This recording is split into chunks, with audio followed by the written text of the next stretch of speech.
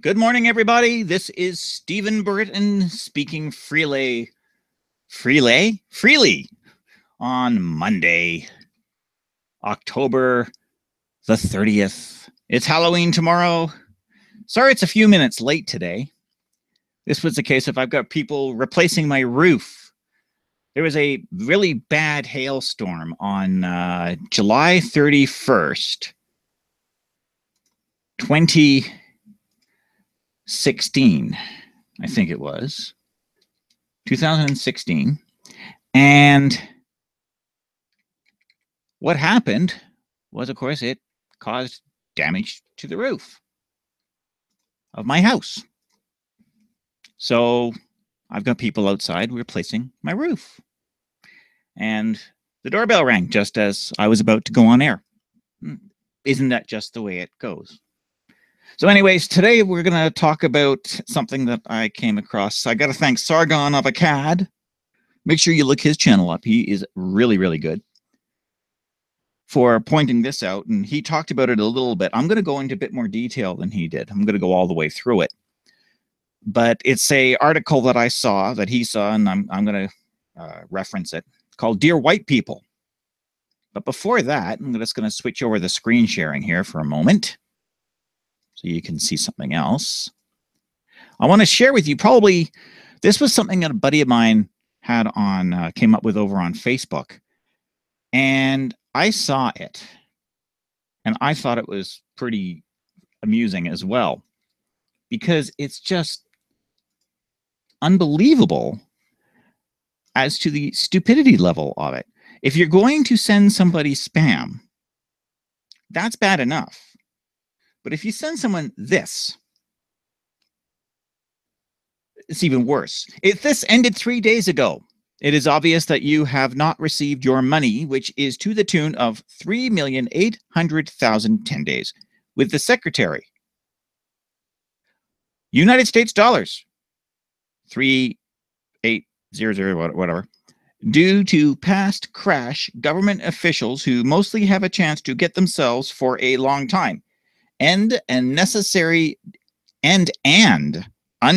delay in the receipt of your fund. Does that make any sense to you? Because it certainly makes no sense to me at all. So, you know, like, you think that if you're going to send spam,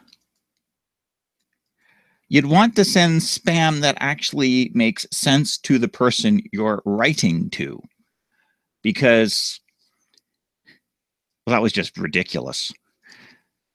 So in any event, now we're going to switch over here. We're going to talk about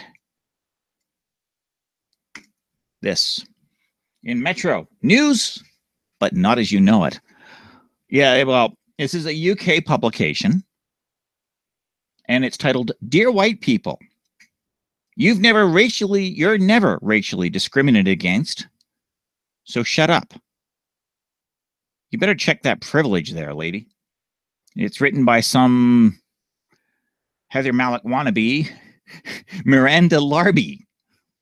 Alrighty. A recent poll published in the New York Times has found that over half of white people in America believe that they're being discriminated against. Maybe that's because white people in America are being discriminated against. James Damore, as an example. Yes, you read that right. Yes, you read that white. I think, yeah. Yes, you read that right. 55% of white folk in the States believe they're being mistreated by society because of their skin color. To recap, this is the country where slavery was around for 245 years, followed by over 100 years of official and unofficial segregation. Yeah, and it is no longer the case. 25% of those killed by police are black. And police are more likely to shoot a white person than a black person, despite Afro-Americans only making up 13% of the population. Maybe that's because there's a disproportionate amount of crime being committed within the black population compared to the white population. We know that poverty breeds crime, and we know that the black population is more likely lives in poverty more than the white population. 34% of the prison population is black. See my earlier points. 45.8% of young black children live in poverty. Yes, that one is true. 1,064 racially motivated incidents were reported in the first months after Trump was elected. And how many hate-related incidents were directed at Trump supporters from the so-called tolerant left because they voted wrong in their views? This isn't a racism issue. This is a tribalism issue. And this is not from the right. This is not from the conservative side of the spectrum. This is the result of the left. The left is violent, period. It is a country which is presided over by someone who calls neo-Nazis and communists. Those are my words, not theirs. She left that part out conveniently. Very fine people. Actually, that's not what he said. A country which is scarred from decades and centuries of racism. No, it is not scarred from decades and centuries of racism. Only in the mind of a victim, of a perpetual professional victim, would they allow themselves to be continually victimized over and over again by something that has happened in the past. Yes, there is time to be angry. There is time to be upset. There is a time to work through the problems if you have been victimized. But eventually, you're going to have to get up one day and realize they knocked me down.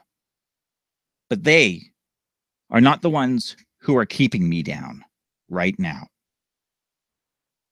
The only person keeping you down after you've been knocked down is you. No more.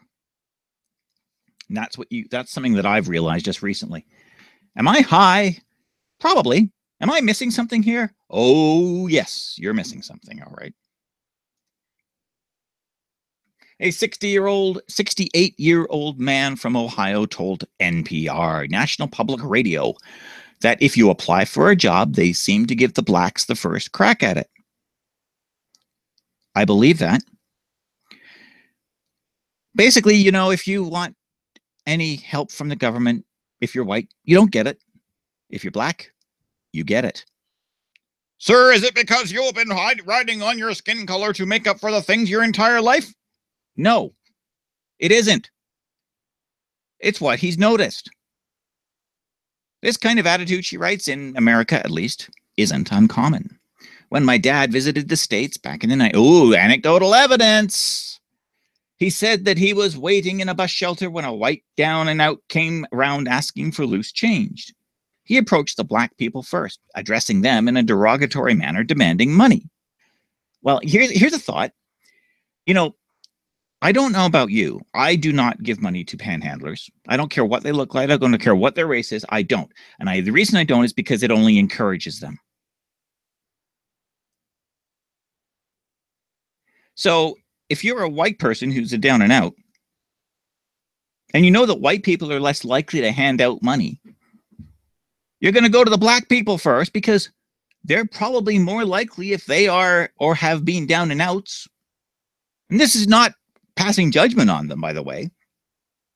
They're probably more likely. I think white people are less likely to hand out money to panhandlers than black people, simply because fewer white people have ever been in a situation where they've had to panhandle themselves.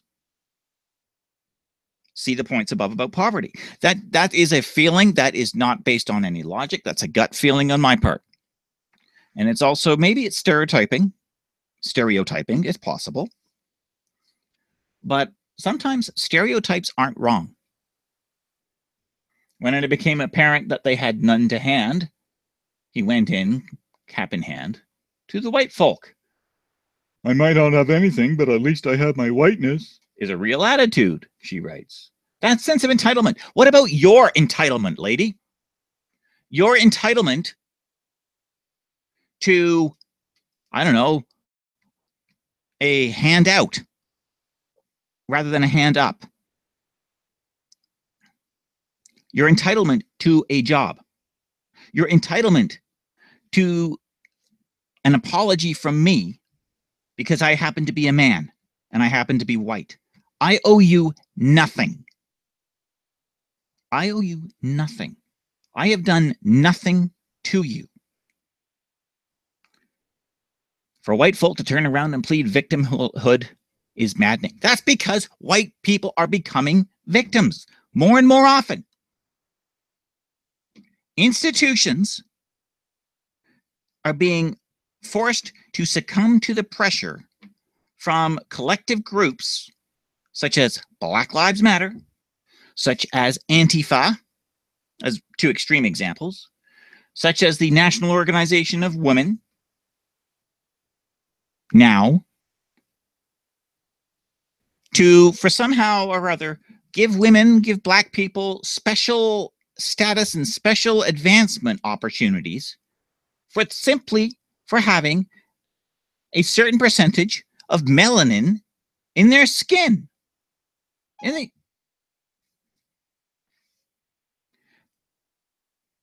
the UK, I've heard people, particularly white men, complain about quota mentality and the fact that companies are more lenient on women and ethnic minorities in order to get their diversity stats up. That's because it's true. It happens. Reverse racism. Well, it's not reverse racism. It just is racism. Just 4% of CEOs in FTSE, Financial Times Stock Exchange, 100 companies, are black or Asian. Yes. And that's just what it is. Just 50 of the 14,000 British professors operating in our universities are black. 3% of doctors in the UK are black. That doesn't scream lowering the standards to cram more black people in jobs to me.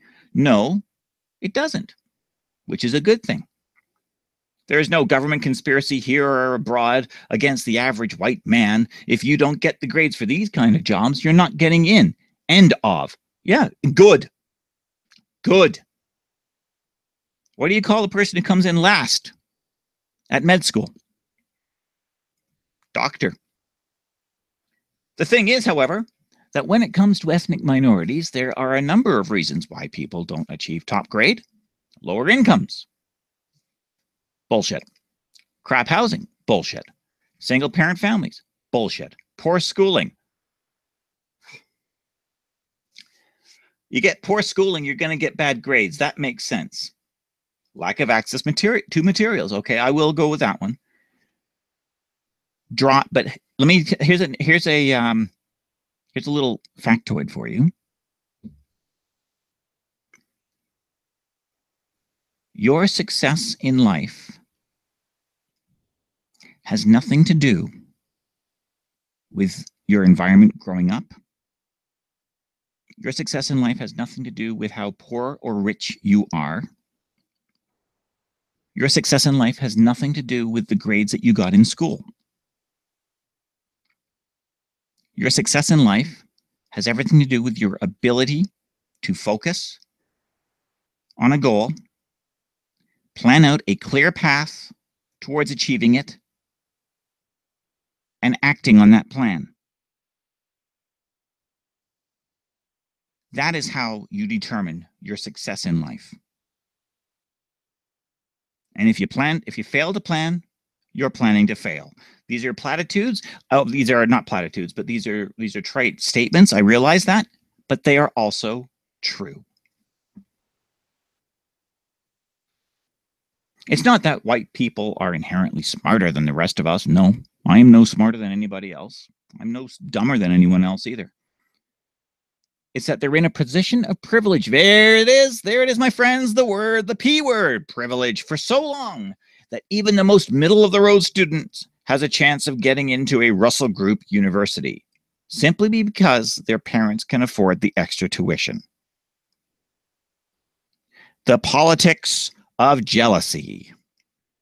If white Americans genuinely believe that black people stand a better chance in the job market today, that's something to celebrate.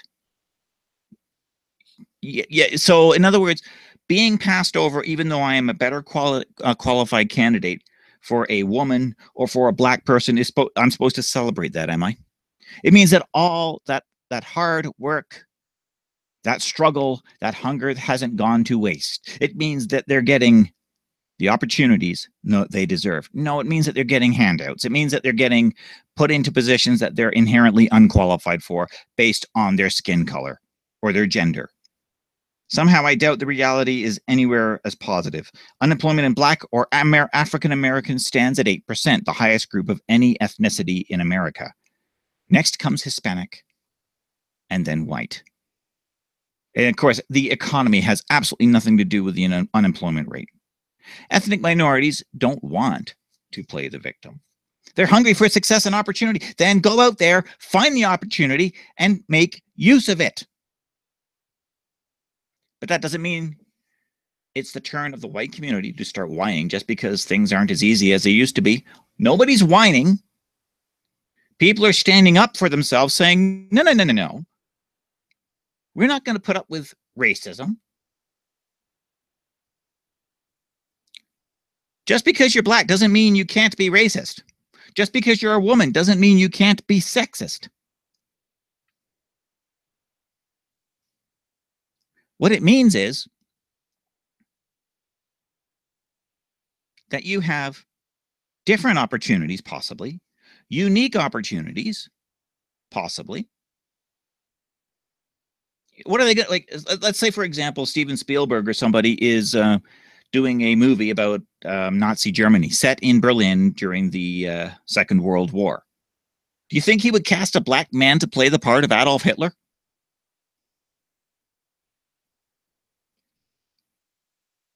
But that's where it's going. The movie Dunkirk was criticized for not having enough Black people in it. That's because there were almost no Black people in the city of Dunkirk at the time. Get off your arse and start hustling. Yes, that there is true. That is a good statement, actually. Get off your ass and start hustling. We've had over 300 years of you telling us how superior you are. We're not listening to your bullshit now. Well, you don't have to listen to anyone's bullshit because bullshit is not something to listen to. But let's be absolutely crystal clear on something. You might not be listening to bullshit, but there is no bullshit when I tell you that being professional victims about it, constantly whining that you are being kept down when the opportunities are out there and all you have to do is reach out and grab them,